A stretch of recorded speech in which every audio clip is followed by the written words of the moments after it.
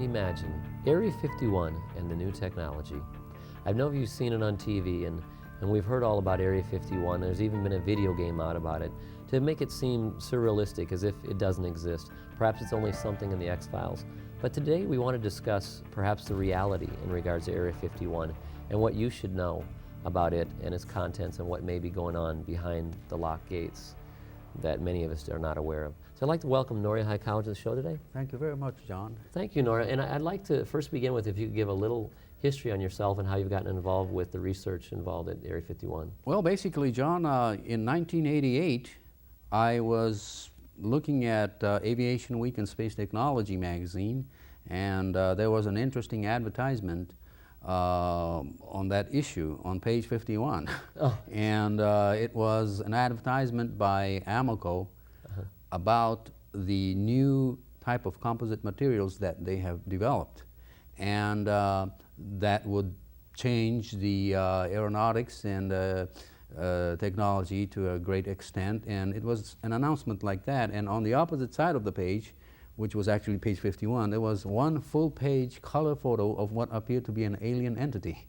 So that was a curious thing, and I became curious, but at the same time there was a television special the first week of October of 1988 called the UFO Cover-Up Live, which was a strange 2-hour semi-documentary program.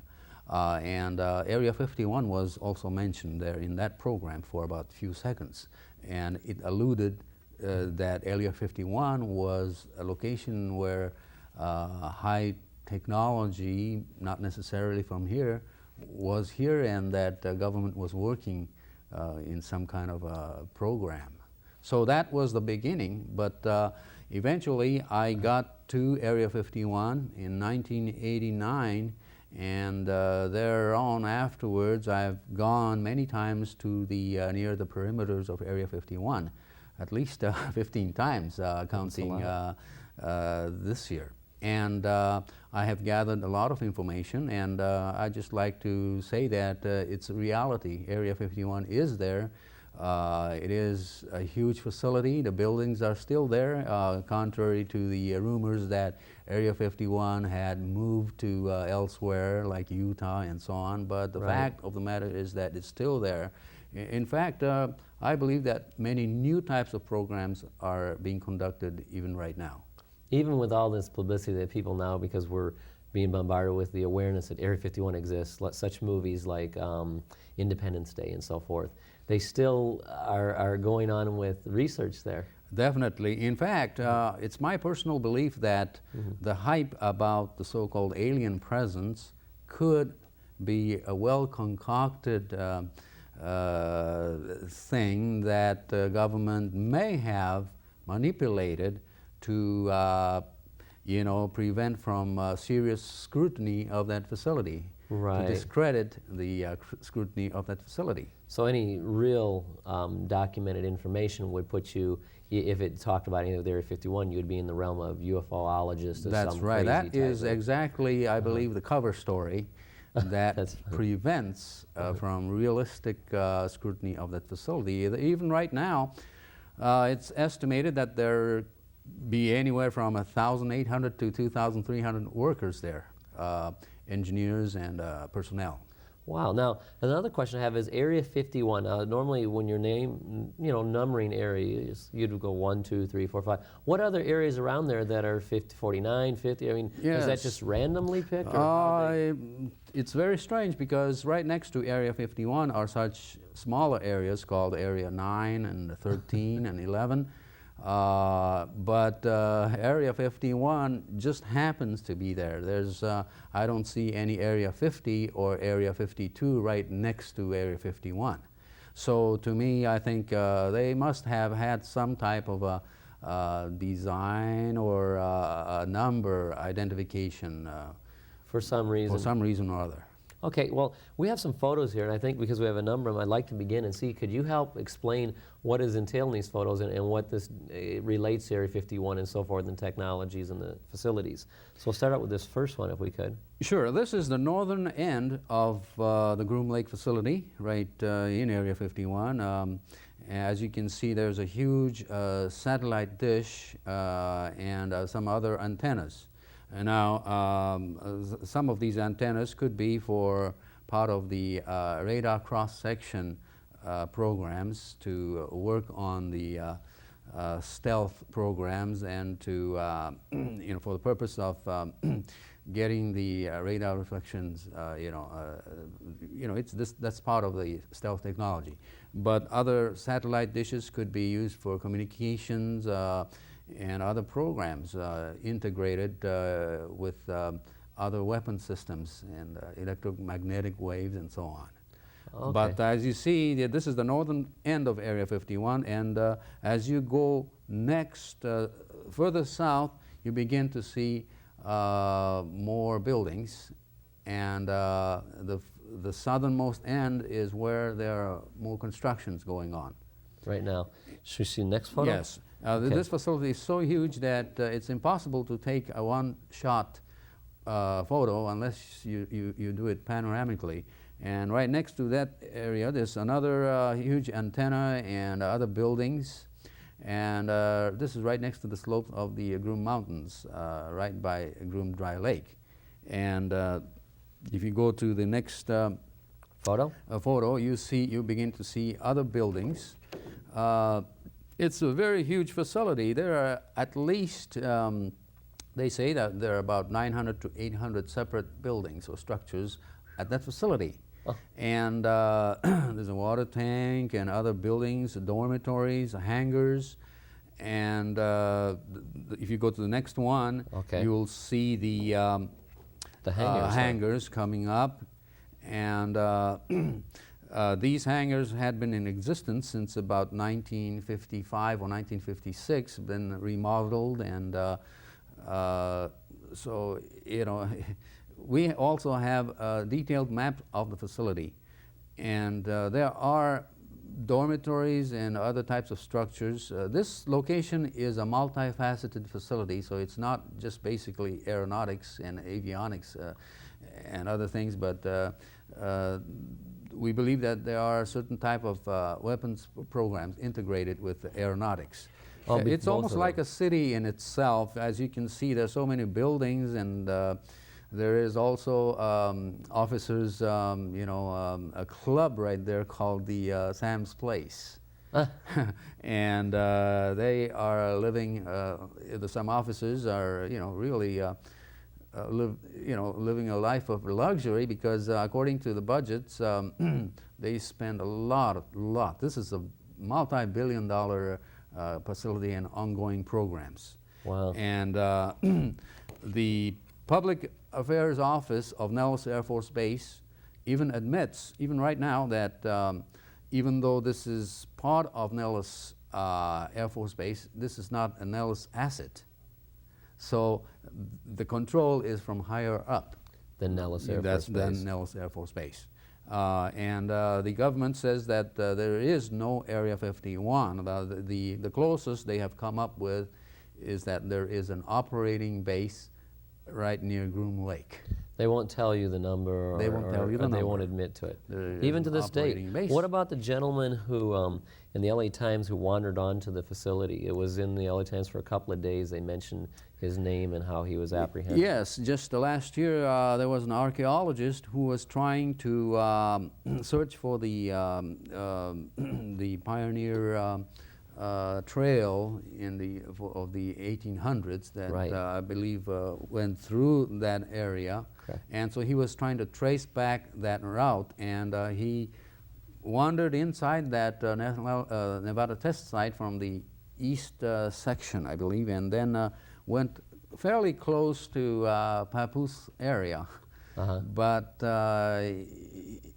it just he saw some interesting material, like the reddish light near the Papoose Mountain. But other than that, there wasn't that much information. And remember that Area 51 is a multifaceted facility. There are many hangars, and especially it's interesting that the largest hangar at that facility is called Hangar 18. It's a huge hangar, equivalent to probably 5 or 6 stories high. Oh, And How wide is it? originally, yes, it's a huge building. It, the rumor is that it housed the so-called Aurora or other type of triangular craft that they had been working, as they say, or speculate. And this is Hangar 18. So a lot of the things that are in there are symbolically used.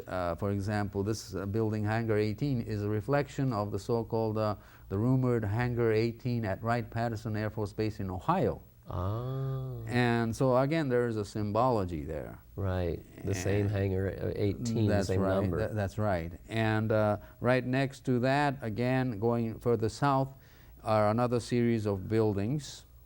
And it's very interesting that right after these, the last remaining 2 hills that surround this facility had been closed since 1994. And these photos were taken right after those hills were closed. Yes, by an individual. And this photo clearly shows that constructions are still going on. As you can see, if you go to the further south in the facility. Right. And right now, about 29 former workers of Area 51 are trying to bring litigation to the government because they had been exposed to highly toxic materials while they were working at that facility. And some of them have passed away in the past few years. And right now there are at least 29 former workers and their families that work that does not exist in Area 51. That's right, and they are suing the government because they were exposed to toxic materials without their consent or knowledge. Right. And they have become sick, and they had been some of the sickness are so strange. They began to get rashes, strange fist scale-like rashes in one case, and some have died, and the families are only interested in the cures to their husbands' diseases. This sounds just like right out of an episode from the X-Files, I hate to say, but doesn't it sound like the workers are there and they can't talk about it? That is exactly not supposed to, because it doesn't exist, but yet they're sick and they did work in that facility. The reason for the government saying that the lawsuit cannot be filed is because it's national security problem. And but these families are saying that why can't the military doctors get the information on what chemicals they had been exposed to? But nothing is going on. It's just a continuous useless effort right now because the government says it's a national security. They won't release any information to anybody. So these people basically may or possibly will die, and therefore the problem, I guess, on their point of view, would go away then. That is their point of view, I believe. Now, how many major media, has anybody been aware of these people being ill and so forth? Have you had many contacts lately? Well, there's still, like I said, many families of these former workers, and we are going to bring this up once again to the attention of the news media this June. In fact, this 6th of June of this year, 1998, we'll have a huge rally right next to Area 51, right next to the boundary line on Groom Lake Road to bring this up. So that people will... Yes. As I mentioned before, John, the Area 51 or Groom Lake facility is still expanding southward.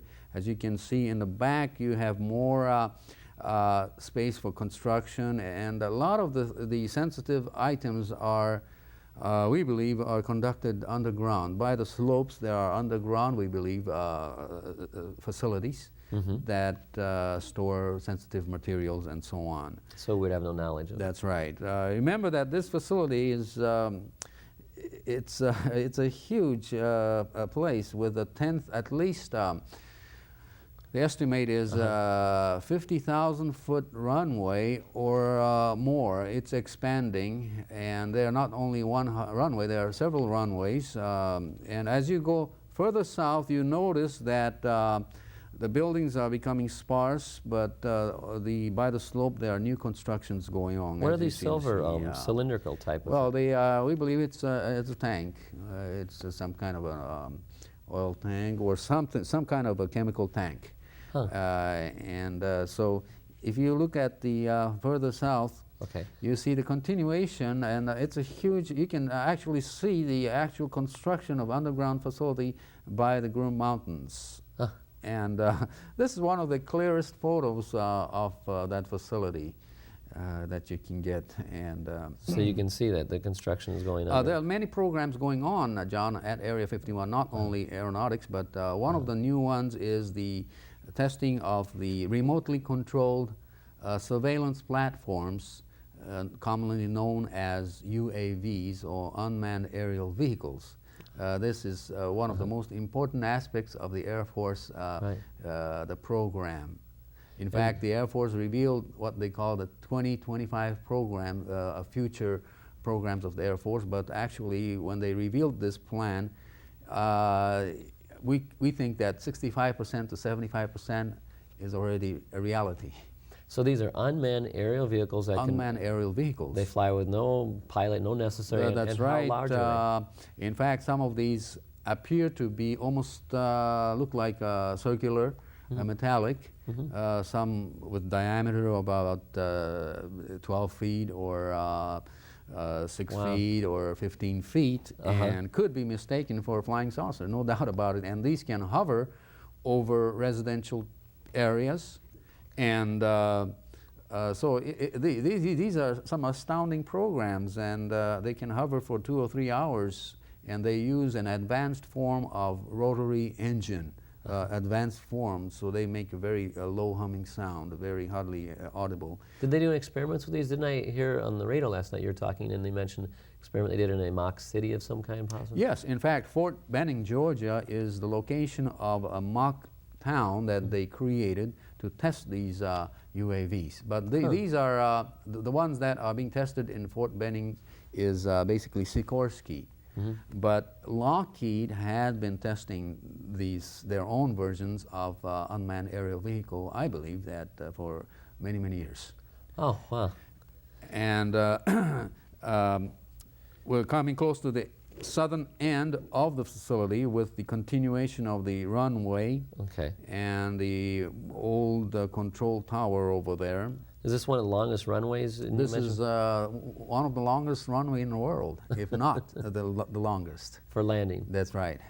And you know, there are still engineers and workers going into this facility from Las Vegas McCarran Airport many times a day by using 737 jets from Las Vegas. There's a special section of Las Vegas International Airport, McCarran Airport, where these workers aboard these 737, it's known as Jeannette Airlines, but by nickname. But they go over there. There are several flights a day to Groom Lake, and some actually, we believe, fly from Palmdale area down to from Edwards Air Force Base also. And so they're considering the fact that there are many dormitories there. Some of the personnel may stay there for a few months at a time, shift, but some workers may be on a daily basis. We have no idea for sure about how much. Now this is still some of the just going towards the southern end, and this is coming, maybe about 6 miles just north of the Papoose Lake, which is another dry lake 10 miles south of Area 51 or Groom Lake. Now that is the location where allegedly there is another facility by the slopes that you cannot see from satellite. But that is simply an allegation. You can't see anything on Papoose Lake. Right, so we don't know. We don't know. Right. That makes sense. Now, are these some more southern pictures right Yes, towards this the end? is the one of the second last picture. As you see there on the slopes, you can see the the vastness of that location. Many new construction going on, and finally we come to the southern end. This is Okay. probably, like I said, about 6 miles coming north of Papoose Lake. Right. And so, what goes on over there, John? Like I said, there are a lot of new programs going on, consistently going on. Some of the programs may be contracted to another place, for example, in Dugway Proving Grounds in Utah and other locations in Utah and Colorado and New Mexico, but they interchange these programs, but the bulk of the programs are still at Area 51. When certain groups go to another location, then it's replaced by another project and their Right. personnel. So it's constantly going in and out. But it's still there, it's healthy, it's alive, and it's going on right now. What about, mention some of the other technologies, what about the holographic technologies? I've read about Well, interesting thing is that they're working on a daytime, what they call a daytime stealth technology, in which they use electrochromic panels and to reflect the background scenery by some kind of a photography, like a video, and project it to the other side of the aircraft or the bottom portion of the aircraft to bring about a transparency effect. In other words, by using many of these electrochromic panels, they reflect the background scenery into the front. So the background color of the clouds will be reflected on the front part or the bottom part of the aircraft to bring some type of a transparency effect. Not completely, but so these are some of the things that they're working on. So you wouldn't be able to see it, it'd be practically It'll be invisible. difficult. You could see it probably, but it'll be very difficult to really, it could be confusing. Now, didn't you have a video where it showed a soldier and you could not see him at all? These micro mirrors, yes, were they? those are also part of the Pentagon's new programs. That is part of the the whole cost-efficient programs that's coming up to confuse the enemy. And so this is a deceptive device, which is very interesting. And another deceptive device, I believe personally, is that they now have some type of hologramic projection devices attached to some of these aircraft to possibly bring about a three-dimensional Image? three-dimensional hologram image enlarger or maximizer, so that the person that's seeing the aircraft from the bottom may get an impression that the aircraft is actually 800 feet long, the span of the wings, instead of actual 200 feet long. So they can project an image that you may appear to be real, but it may not be real whatsoever. That's right, they're working on that. In fact, Pentagon's new programs, InfoWar and those programs, are stressing these types of devices to confuse the enemy and so on. And so who knows, some of these technologies could be applied to civilian situations, and we could be deceived one day by seeing maybe a huge, what appears to be a flying saucer type thing flying. That could be a hologramic image or a device that attached to another aircraft. So what about the other thing you'd mentioned? I'd heard you talk earlier about this connection of neural connections of the brain being connected into the machinery itself. So rather than having to make physical movements to change direction, so forth, it actually be done. Yes, the cognitively brain frequency control guidance. This had been developing in Wright-Patterson Air Force Base since the 50s. Oh, In fact, right now, the Japanese Fujitsu computer system had been successfully working on brain control, brainwave control, simple commands by attaching the electrodes and so on, and bringing up the command system and attaching to the computer. So certain simple commands like left or right or fast, the computer will get that signal. And some pilots are going through the training. This is a fact. So you just think turn left, and the plane actually would be able to actually, respond. that Turn is right. part of the program, continuous program, Oh, that's research amazing. of Pentagon. Now that is simply amazing. Now all these technologies are amazing. It's great stuff. But personally, I believe that the smoke screen to all these amazing technology is the cover story of the so-called flying saucer and alien presence. Now, I can't prove at all that there are no alien presence, but we can prove that we have technology that's so astounding, even right now, that people are not aware of. That they would consider to be alien because of the fact that it seems so far advanced from what the public is giving knowledge of. That's right. In fact, a good friend of mine, Mike Schratt, is a good researcher that also brings out this material, but he goes further into saying that a lot of these technologies were even developed in Germany just prior to World War II, and some of these technologies came to the U.S. and in 1945 with the Operation Paperclip, a lot of these experimental aircraft and so on, along with engineers, were transferred to the U.S. And so in 1945, 46, and 47, there were a lot of interesting things, experimental stuff, being worked on in this country, in White Sands and other locations. Before most people would even have an idea that this is even possible. That's right. So, you know, people just don't have an idea. In 1946, Northrop already had a prototype of a flying wing aircraft. Right.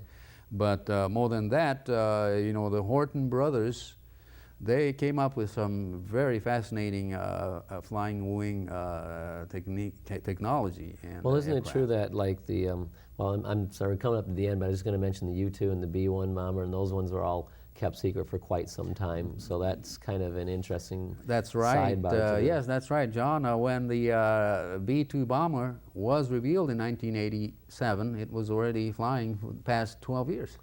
I'm glad to have you on the show, Norio. I'm sorry to end this so quickly, but it went very fast. This has been Imagine.